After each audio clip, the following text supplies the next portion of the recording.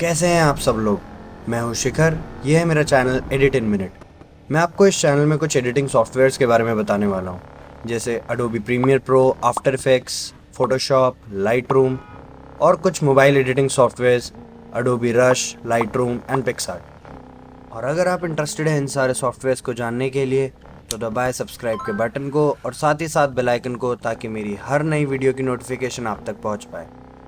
And guys, if you want me to make tutorials in English, then let me know in the comment section। चलो अब इस video को शुरू करते हैं। तो आज हम प्रीमियर प्रो के बेसिक्स सीखेंगे।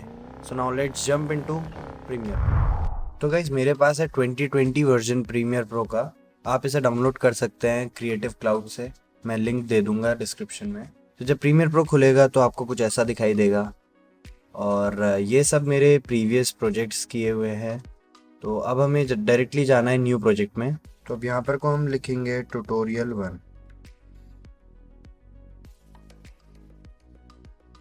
तो इन सब के बारे में मैं आपको बाद में बताऊंगा। स्क्रैच डिस्क, इंजे सेटिंग और जनरल, इन सब के बारे में आपको मैं डिटेल में बाद में बताऊंगा। तो जब प्रीमियर प्रो खुलेगा आपको कुछ ऐसा दिखेगा। ये आपका लर्निंग वाला टैब है और यहाँ से आपको वर्क स्पेसेस मिल जाएंगे। जैसे अभी ये लर्निंग वाले टैब में है, बट काफ़ी लोग अपने खुद के भी वर्क स्पेस बनाए रखते हैं, जैसे कि मैंने अपना बना रखा है माई वर्क स्पेस। अब जब वो खुलेगा तो वो कुछ आपको ऐसा दिखेगा। तो यहाँ पे को हम इंपोर्ट करते हैं और ये हमारा सोर्स क्लिप का मॉनिटर है। फिर यहाँ पे हमारी टाइमलाइन आएगी और ये हमारा प्रोग्राम मॉनिटर है। तो अब इंपोर्ट करने के भी दो तरीके होते हैं। एक होता है सीधे इसमें हम लोग डबल क्लिक कर दें तो यहाँ से इंपोर्ट कर सकते हैं। जैसे कोई भी चीज़ इंपोर्ट करनी है तो हम डायरेक्टली यहाँ से जाके इंपोर्ट कर सकते हैं। या फिर जो मैं करता हूँ वो फ़िलहाल ये है कि आप डायरेक्टली उस पॉइंट पे चले जाएं जहाँ से भी आपको इंपोर्ट करना है, जैसे ये। अब आप डायरेक्टली इसको ड्रैग एंड ड्रॉप कर सकते हैं। आप उसे उठाएं और सीधे उसे इंपोर्ट मीडिया के अंदर इंपोर्ट कर दें। डायरेक्टली इंपोर्ट हो जाएगा। ये एक बिन की तरह अभी इंपोर्ट हुआ है। हम इसे बाद में बना भी सकते हैं। जैसे अगर मेरे को ये 3 वीडियो सेपरेटली करना है, ये मैंने कर लिया।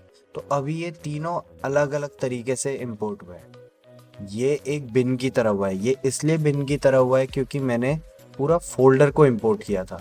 बट अगर मैं अभी बिन बनाना चाहूँ तो मैं बना सकता हूँ। ये जो आपको फोल्डर का आइकन दिख रहा होगा, इससे आपको बिन बनाने का ऑप्शन मिलता है। जैसे आपने उस पर क्लिक किया तो यहाँ पे को आ गया बिन। अब आप इसको जो भी नाम देना चाहते हैं वो दे सकते हैं। जैसे मैंने दे दिया बिन 1। अब मान लो मैंने सेलेक्ट किया कि जो लाइट हाउस और जो बीच वाली क्लिप है ये दोनों बिन 1 में हो, तो वो बिन 1 के अंदर जाएंगी। और मैंने चलो ये डिलीट कर देते हैं अभी ट्यूटोरियल 1। ये यहाँ से डिलीट होगा, ये कंप्यूटर से डिलीट नहीं होगा, ये हमारे इंपोर्ट मीडिया के अंदर से डिलीट होगा। अब मैंने बना दिया दूसरा बिन जिसमें हम लिखते हैं बिन 2, और मैंने इसमें वाटर वाली क्लिप डाल दी। तो अब क्या होगा, हमारी दोनों क्लिप अलग अलग बिन के अंदर है। वैसे हमारे पास टोटल है 3 क्लिप, बट अब हमारे पास बिन से सिर्फ 2। वो इसलिए क्योंकि बिन 2 में हमारे पास वाटर वाली क्लिप है, बिन 1 में हमारे पास बीच और लाइट हाउस वाली क्लिप्स है। तो अब हम देखेंगे इसे कैसे टाइमलाइन पे लाए। तो टाइमलाइन में आने से पहले हम लोग इसमें देखेंगे कि इसका मेटा डाटा क्या है। अब हम यहाँ जाएंगे, पहले हम इसे क्लिक करेंगे, फिर हम मेटा डाटा में क्लिक करेंगे, फिर हम देखेंगे कि ये कितने FPS में है, मतलब फ्रेम रेट कितने, इसमें 1 सेकंड में कितने फ्रेम्स आ रहे हैं। जैसे ये है, इसमें है 29.97 FPS। अब मैंने लाइट हाउस पे क्लिक किया तो ऊपर से मैंने देख लिया ये भी 29.97 है। मैंने बीच पे क्लिक किया, ये भी 29.97 FPS में है। अब हम लोग बनाएंगे यहाँ पे को एक सीक्वेंस बनाने के भी 2 तरीके होते हैं। या तो आप डायरेक्टली इसमें राइट क्लिक करें, न्यू आइटम सीक्वेंस, और यहाँ पे को आपको काफ़ी सारे प्रीसेट्स मिल जाएंगे। 1080 के, 1K, 2K, 3K, 4.5K, 4K। अभी हम देख रहे हैं 1080 का। तो मैंने ये 1080 पे क्लिक किया और 29.97 पे क्लिक किया। इसलिए किया क्योंकि हमारा 29.97 FPS है। हम लोगों का 1080 सोल्यूशन आएगा और 16:9 मतलब 16:9 के रेशियो में हमारी स्क्रीन होगी और ये हमारा फ्रेम रेट होगा। तो यहाँ पे को आपको प्रॉपर ये सारी चीज़ें देखने को मिलेंगी, जैसे टाइम बेस, हम लोग फ्रेम रेट को टाइम बेस भी बोलते हैं, जो यहाँ पे को लिखा आ रहा है 29.97 FPS। ये हमारी वीडियो सेटिंग है 1920x1080। अब ये जो H है ये है हमारा हॉरिजॉन्टल और जो V है ये है हमारा वर्टिकल। ये हमारे फ्रेम रेट, ये पिक्सल एस्पेक्ट रेशियो जो कि स्क्वायर पिक्सल्स चलता है, यूजुअली यही जो यूज़ होता है। और बाकी ये सब आपको इतना देखने की ज़रूरत है नहीं इतना डिटेल में। तो यहाँ पे को आपको 1080 देखना है, 16:9 देखना है और 29.97 देखना है। क्यों? क्योंकि हमारी ये वाली क्लिप सारी 29.97 के इसमें है। अब मैंने यहाँ से ओके किया तो ये मेरा बन गया एक सीक्वेंस। हमने एक सीक्वेंस बना लिया, तो अब हम एक बनाएंगे बिन, उसको हम लिखेंगे सीक्वेंस, एंटर। अब इस सीक्वेंस को हम ड्रैग एंड ड्रॉप कर देंगे डायरेक्टली सीक्वेंस वाले टैब में। अब हम इसे छेड़ेंगे नहीं। अब जो बिन 1 में ये 2 क्लिप्स हैं, अब हम 2 तरीके से इनको टाइमलाइन पे ला सकते हैं, या तो ड्रैग एंड ड्रॉप ऐसे, और या फिर हम इस पे डबल क्लिक करेंगे और जब ये खुल जाएगा तो अब हम लोग इस पे देखेंगे कि हमें कहाँ से कहाँ तक रखना है। सपोज मैंने यहाँ पे से रखना है तो मैं दबाऊंगा पहले यहाँ पे को आई मतलब इन पॉइंट। अब यहाँ पे से मैं गया इतना और मैंने यहाँ पे दबा दिया ओ मतलब आउट पॉइंट। अब जो आपको ये बटन दिख रहा है ड्रैग वीडियो ओनली, मैंने इसको क्लिक किया और यहाँ पे लेके आ गया। एक दूसरा तरीका हमारा ये होता है, हम लोग यूजुअली इसी तरीके से काम करते हैं, बट कुछ केसेस होते हैं जब आप इसको डायरेक्टली यहाँ पे उठा के सीधे यहाँ पुट कर देंगे और उसके बाद हमने देखा कि हमें इतने पे कट लगाना है, तो हमारे पास कट करने के लिए रेजर टूल होता है जिसको हम लोग शॉर्टकट में C से भी लेके आ सकते हैं। मैंने इसे क्लिक किया, मैंने यहाँ पे को कट किया और ये हमारा सिलेक्शन टूल, इसे हम V से वापस लेके आ सकते हैं। शॉर्टकट की जो होती है इसकी V होती है। मैंने इस पर क्लिक किया और मैंने इसे डिलीट कर दिया और यहाँ गए और इसे भी डिलीट कर दिया। तो अब ये कुछ ऐसा लगेगा प्ले होने के बाद, ठीक है। अब अगर मेरे को है कि इसकी मेरे को पीछे वाला पार्ट पूरा एंड तक यहाँ तक का काटना है, जहाँ पे तक का हमारा प्ले हेड है। प्ले हेड होता है ये जो ब्लू वाला पॉइंट है, इसे हम प्ले हेड बोलते हैं। तो अब 2 ऑप्शन है हमारे पास ये करने के। एक है रेजर टूल C वाले को लेके आके सीधे यहाँ पे को कट लगा दिया, फिर सिलेक्शन टूल इस पर क्लिक किया और डिलीट। या फिर अगर ये नहीं करना, Ctrl+Z अनडू, Ctrl+Z अनडू। या फिर आपके पास एक ये ऑप्शन है कि जब आप इसके क्लिप के एकदम लास्ट में आएंगे तो आपको एक रेड कलर का एरो बन के दिखेगा, आप यहाँ से इसको कम ज़्यादा कर सकते हैं। तो ये अभी डायरेक्टली प्ले हेड से इसलिए अटैच हो गया क्योंकि हमारा यहाँ पे को मैग्नेट ऑन था। इसकी शॉर्टकट की होती है S। अब मैंने अगर यहाँ पे को मैग्नेट ऑफ कर रखा है तो ये अभी इससे अटैच नहीं होगा, बट अगर ये ऑन होता है तो ये इससे अपने आप ही अटैच हो जाएगा। तो अब हमारे पास कुछ ये क्लिप इतनी सी बची। तो जिनमें हमारे पास ऑडियो नहीं होती है और जिनमें हमारे पास ऑडियो होती है, उन दोनों में मैं यहाँ पे को आपको डिफरेंस बता रहा हूँ। जो वाटर वाली क्लिप है, मैं इसमें आपको एक वेव फॉर्म बन के दिख रहा होगा ग्रीन कलर का, बट बीच और लाइट हाउस में आपको नहीं मिलेगा। क्यों? क्योंकि इसमें ऑडियो नहीं है और इसमें ऑडियो है। वाटर में ऑडियो है और इन दोनों में ऑडियो नहीं है। तो अब अगर हम वाटर वाली क्लिप को लेके आए तो डबल क्लिक आ गई यहाँ पे, तो यहाँ पे को आपको इसका ऑप्शन मिल जाएगा ड्रैग ऑडियो ओनली, ठीक है।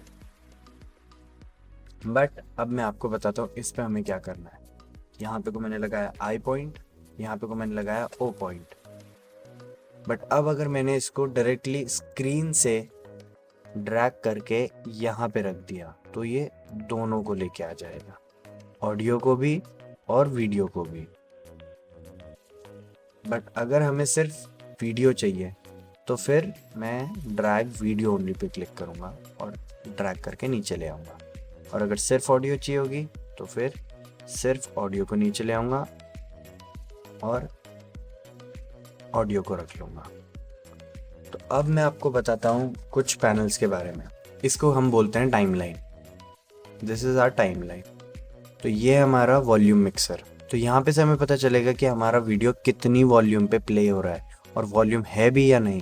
जैसे अगर मैं इस वीडियो को प्ले करूँगा तो यहाँ पे को उस पर फ़र्क नहीं आएगा, बट जब मैं इस वीडियो पे प्ले करूँगा तो यहाँ पे को उसमें आपको ये ग्रीन लाइन दिखेंगी। जैसे ये जो है ये डेसिबल्स बता रहा है कि ये अभी -30 डेसिबल्स पे है और यहाँ पे कोई -39 डेसिबल्स पे है। तो ये जो साउंड है ये उसके ऊपर आपको बता रहा है, बट यहाँ पे को कुछ भी नहीं आएगा। क्यों? क्योंकि यहाँ पे को साउंड नहीं है हमारे पास। उसके बाद आ जाता है हमारा प्रोग्राम मॉनिटर। ये है फिट मतलब यहाँ पे को आपको जो दिख रहा है ये एकदम फिट है। अब अगर मैंने इसे नीचे को ड्रैग कर दिया और यहाँ से इसको भी बड़ा कर दिया और अब मैंने इसे कर दिया 10%, तो ये यूजुअली आपको तब काम करने में आता है जब हम मास्किंग करते हैं। तो आगे हम मास्किंग के ऊपर भी बात करेंगे, बट अभी आप ये समझिए कि ये चीज़ क्या काम करती है।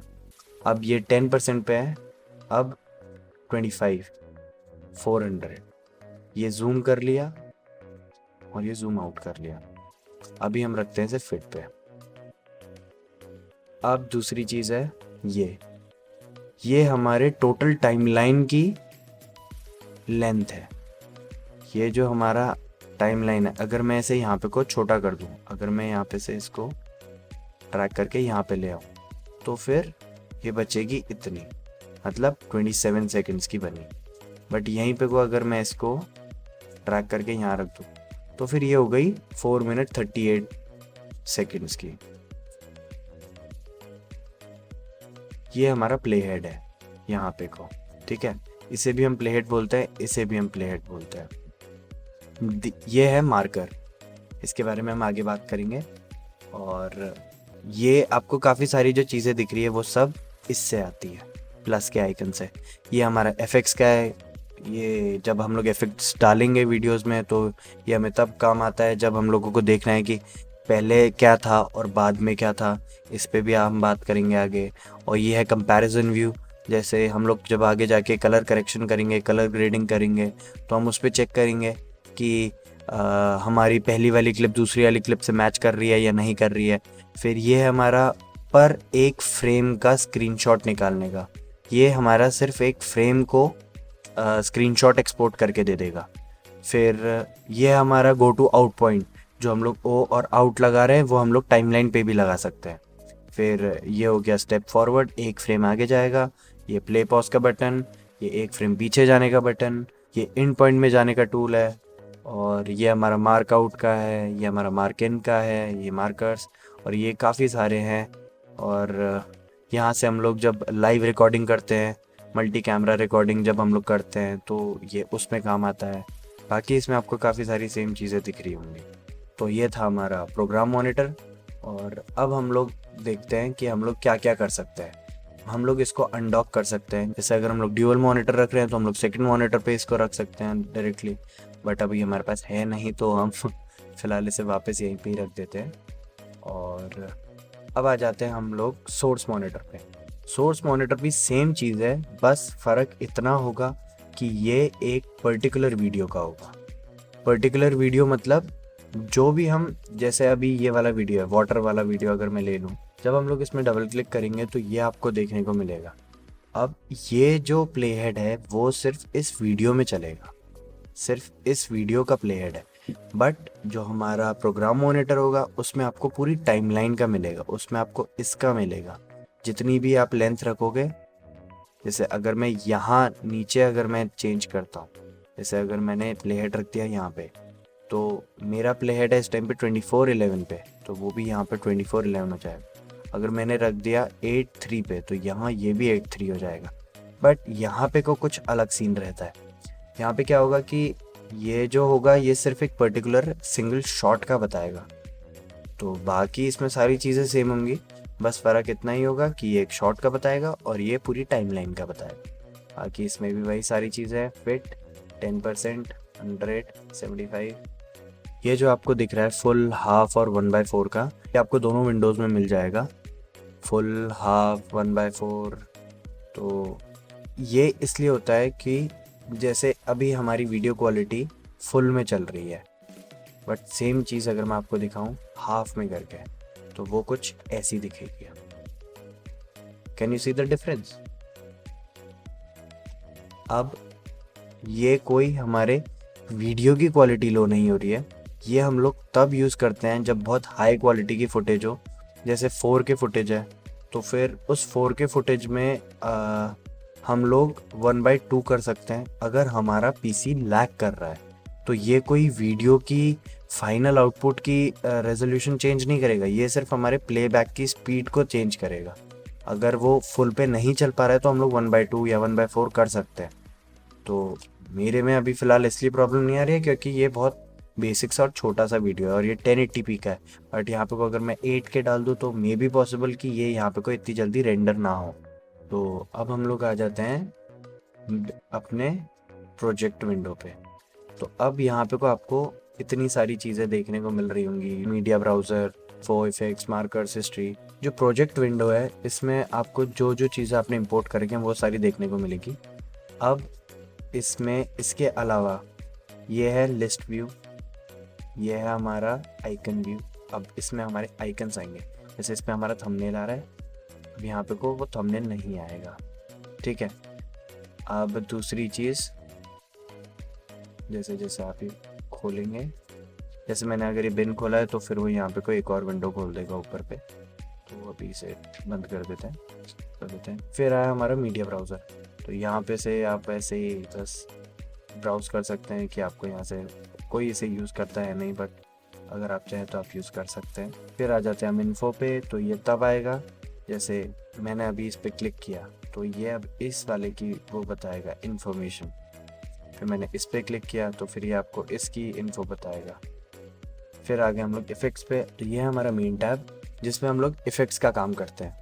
अब जैसे कोई भी चीज़ है, ये हमारे प्रीसेट्स हैं और ये हमारे ल्यूमेट्रिक प्रीसेट्स हैं, audio effects, audio transitions, video effects, video transitions और बाकी सारा। मैं भी आपको काफ़ी अपने खुद के बनाए हुए प्रीसेट्स गूगल ड्राइव पे अपलोड करके लिंक अपने डिस्क्रिप्शन में देके मैं आपको देता रहूँगा। आप सब्सक्राइब कर लीजिए इस चैनल को ताकि आपको मेरे नए प्रीसेट्स और साथ ही साथ मेरे नए वीडियोस देखने को मिलते रहे। बाकी फिर आपका ये आता है ये टूल पैनल, इसमें आपको टाइप टूल मिल जाएगा, हैंड टूल मिल जाएगा, पेन टूल मिल जाएगा। फिर हमारा आता है ये मेन टाइमलाइन और यहाँ से होती है सारी एडिटिंग, ठीक है। अब ये है हमारा main insert and overwrite sequence as nest और इंडिविजुअल क्लिप्स। जब हम लोग नेस्टिंग करेंगे तो ये उसमें हमारा मेन काम आता है, ठीक है। तो मैं आपको बताऊंगा इसके बारे में आगे भी काफ़ी वीडियोस में। और जैसे कि मैंने अभी आपको बताया था snap and timeline, S magnet, और ये है फिर हम लोगों का लिंक्ड सिलेक्शन। ये इसके अलावा भी जो होता है मैं आपको वो भी बताऊंगा। और एडिड मार्कर्स यहाँ से भी ऐड होते हैं और यहाँ से भी ऐड होते हैं। और बाकी हमारी सेटिंग आ गई, जो जो हम लोगों को चाहिए होंगे वो हम सारी चीज़ें रख सकते हैं। और हम लोग खुद के अपने बनाए हुए प्रीसेट सेव करके रख सकते हैं और मैनेज कर सकते हैं हम लोग अपने प्रीसेट्स को। काफ़ी सारे यहाँ पर आपको ऑप्शंस मिल जाएंगे। और ये जो आपको ऊपर 3 लाइन दिख रही हैं, ये close panel, undock panel, panel group setting और क्लोज ऑल प्रोग्राम सीक्वेंस। तो ये जो है ये आपका इसको अनडॉक करने का, तो ये जो आपको इसमें 3 लाइनें दिख रही हैं एडिटिंग के आगे, आप इसमें भी कर सकते हैं रीसेट टू सेव्ड लेआउट। तो यहाँ से ये आपका डायरेक्टली नॉर्मल हो जाएगा जो हमारा पहले था, ठीक है। अब हम लोग अपने हिसाब से इन सारे पैनल्स को भी सेट कर सकते हैं। जैसे मैंने अपना जो मेरा वर्क स्पेस है वो मैंने ये सेव कर रखा है, माई वर्क स्पेस, ठीक है। तो अब इसमें क्या है कि मेरे पास ज़्यादा से ज़्यादा स्पेस है अपनी टाइमलाइन के लिए, ठीक है। अब मेरा जो सोर्स मॉनिटर है वो यहाँ पे है और प्रोग्राम मॉनिटर मेरा ये रहा, और मेरा ऑडियो का जो सेक्शन है वो ये रहा, वो बहुत छोटा सा है, ठीक है। और ये मेरा इफेक्ट्स एंड प्रीसेट्स वाला जो पैनल है वो ये रहा, और ये मेरा टूल बार रहा। तो जो मेरा इसका वो था एडिटिंग में, जो हमारे पास ये था इंपोर्ट वाला जो सेक्शन था, मैंने वो इंपोर्ट वाले सेक्शन को हटा के वहाँ पे को कुछ भी नहीं रखा है, ठीक है। तो हमारे पास क्लीन स्पेस मिल चुकी है। तो गाइज इस वीडियो में इतना ही। नेक्स्ट वीडियो में मैं आपको काफ़ी नई चीज़ें बताऊंगा। आई होप कि आपको काफ़ी कुछ इस वीडियो में समझ आया होगा। मिलते हैं अब आपसे नेक्स्ट वीडियो में। Thank you.